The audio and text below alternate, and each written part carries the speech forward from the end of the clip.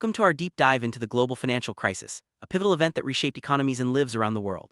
In this video, we'll explore how a series of financial missteps, risky investments, and regulatory failures led to one of the most significant economic downturns in modern history. We'll trace the origins, examine the key players, and uncover the ripple effects that continue to influence global markets today. Let's begin by understanding the environment leading up to the crisis and why it mattered so much. For the crisis, the world experienced a period of economic growth and optimism. Housing prices soared, credit was easy to obtain, and financial institutions were eager to lend. This era of prosperity gave many the impression that the good times would last forever. However, beneath the surface, risky lending practices and complex financial products were quietly building up vulnerabilities. As we move forward, let's look at the roots of this unsustainable boom. Key ingredient in the crisis was the rise of subprime mortgages. These were loans given to borrowers with poor credit histories, often with little regard for their ability to repay. Banks and lenders bundled these risky loans into securities and sold them to investors, spreading the risk throughout the financial system. This practice seemed profitable at first, but it set the stage for widespread defaults when borrowers couldn't keep up with payment. Financial institutions developed increasingly complex products, such as mortgage-backed securities and collateralized debt obligations. These instruments were designed to spread risk and maximize returns, but their complexity made it difficult for investors and regulators to truly understand the underlying dangers. As these products became more popular, the financial system grew more interconnected and fragile. Credit rating agencies played a crucial role in the crisis. They assigned high ratings to many mortgage-backed securities, giving investors a false sense of security. These ratings were often based on flawed models and optimistic assumptions which failed to account for the true risk of widespread defaults. As a result, risky assets were treated as safe investments, further fueling the bubble. During the years leading up to the crisis, financial markets were subject to less regulation and oversight. Policymakers believed that markets could regulate themselves, but this hands-off approach allowed risky behavior to go unchecked. Banks took on more leverage, and risky lending practices became widespread. The lack of effective oversight set the stage for disaster when the housing bubble burst.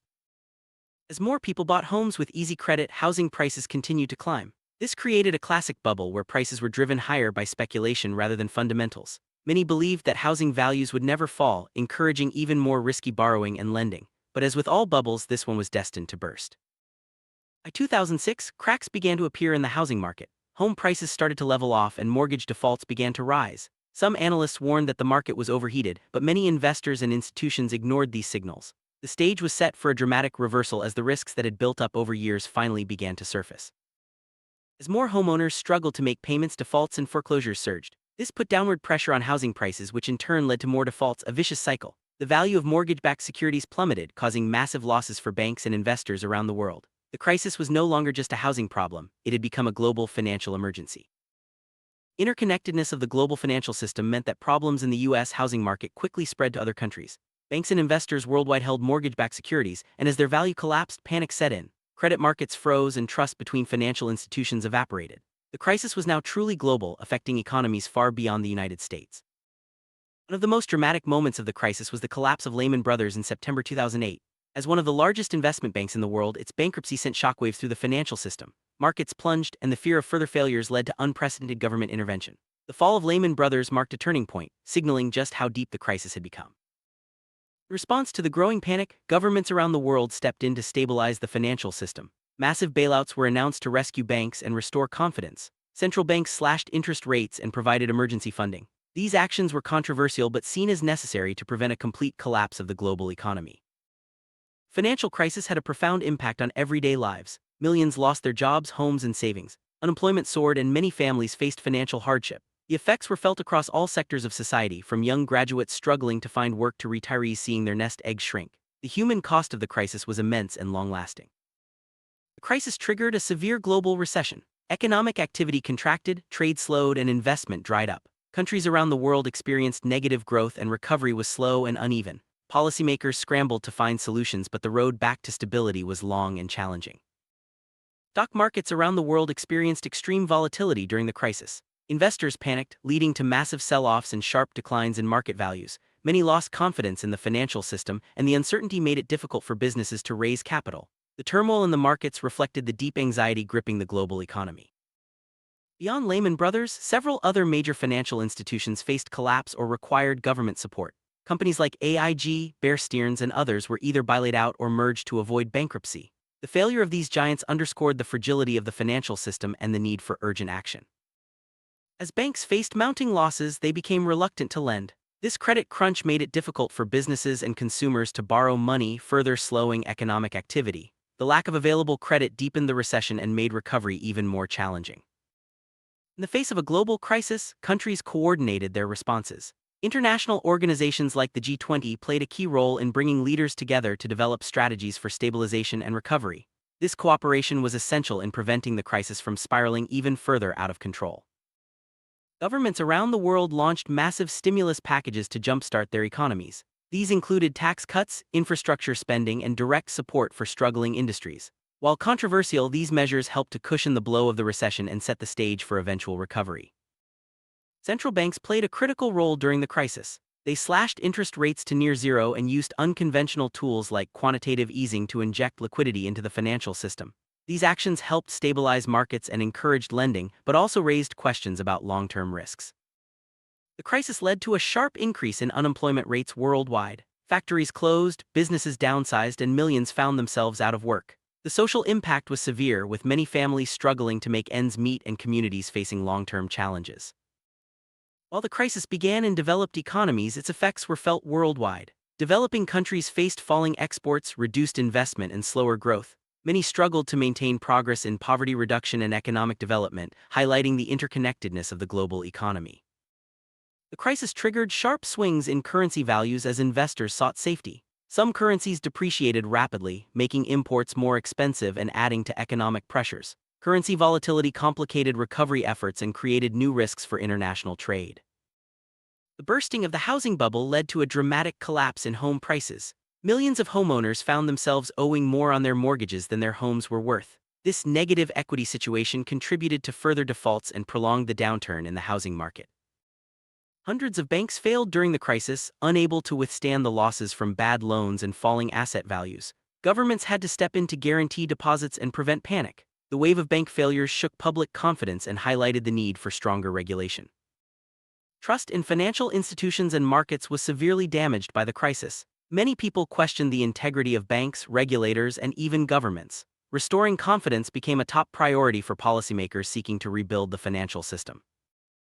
In the aftermath of the crisis, governments introduced sweeping regulatory reforms. New rules were put in place to increase transparency, reduce risk, and strengthen oversight. These reforms aimed to prevent a repeat of the mistakes that led to the crisis. One of the most significant reforms in the United States was the Dodd-Frank Act. This legislation aimed to reduce systemic risk, increase consumer protections, and improve the stability of the financial system. While controversial, it marked a major shift in how financial markets were regulated. Internationally, the Basel III standards were introduced to strengthen bank capital requirements and improve risk management. These rules aimed to make banks more resilient in the face of future shocks and reduce the likelihood of another global crisis. The crisis highlighted the problem of institutions that were too big to fail. These large banks and financial firms were so interconnected that their collapse threatened the entire system. Policymakers debated how to address this issue, with some calling for breaking up big banks or imposing stricter oversight. Another key factor in the crisis was the shadow banking system. This network of non-bank financial institutions operated outside traditional regulations, taking on significant risks. When the crisis hit, the vulnerabilities in the shadow banking system became painfully clear, prompting calls for greater oversight. The government bailouts raised concerns about moral hazard, the idea that rescuing failing institutions might encourage risky behavior in the future. Policymakers struggled to balance the need for stability with the risk of incentivizing recklessness. The global financial crisis had lasting effects on economies around the world. Growth rates remained subdued for years and many countries faced high levels of debt. The crisis also changed attitudes toward risk, regulation, and the role of government in the economy. The crisis exacerbated economic inequality. While some recovered quickly, many others were left behind. Job losses, falling home values, and cuts to social programs hit vulnerable populations hardest, widening the gap between rich and poor. The financial crisis had major political repercussions. Public anger over bailouts and economic hardship fueled protests and led to the rise of new political movements. Governments faced pressure to reform financial systems and address the root causes of the crisis. The crisis taught important lessons about risk, regulation, and the limits of market self-regulation. Policymakers, investors, and the public became more aware of the dangers of excessive leverage, lack of transparency, and weak oversight. These lessons continue to shape financial policy today. In the aftermath of the crisis, there was a renewed focus on financial literacy. Understanding basic financial concepts became more important than ever as individuals sought to protect themselves from future shocks and make informed decisions. The crisis spurred innovation in alternative finance, including peer-to-peer lending, crowdfunding, and fintech. These new models aim to provide more accessible and transparent financial services, challenging traditional banks and reshaping the industry. International cooperation remains crucial in managing financial risks.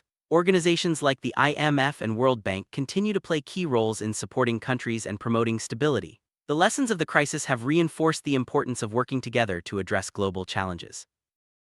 Despite reforms, new risks continue to emerge in the global financial system. Issues like cyber threats, climate change, and geopolitical tensions pose ongoing challenges. Vigilance and adaptability are essential to prevent future crises. Technology has transformed finance since the crisis, enabling faster transactions, better risk management, and greater transparency. However, it also introduces new vulnerabilities such as cybersecurity risks and the potential for rapid market disruptions. Building a more resilient financial system requires ongoing vigilance, innovation, and cooperation. Policymakers, businesses, and individuals must remain alert to new risks and be prepared to adapt to changing circumstances. The lessons of the global financial crisis remain as relevant as ever. For individuals, the crisis underscored the importance of sound personal finance strategies. Building emergency savings, managing debt, and diversifying investments can help protect against future shocks. Financial planning is more important than ever in an uncertain world. Reflecting on the global financial crisis helps us understand the importance of vigilance, regulation, and responsible decision-making. While the scars of the crisis remain, the world has made progress in building a safer, more stable financial system. The journey continues, and the lessons learned will guide us into the future. Global financial crisis was a defining moment for the world economy. It exposed deep flaws in the financial system and forced a rethinking of how markets are regulated and managed. While challenges remain, the experience has made us more aware of the risks and more committed to building a resilient future. Thank you for joining us on this journey through one of the most important events in recent history.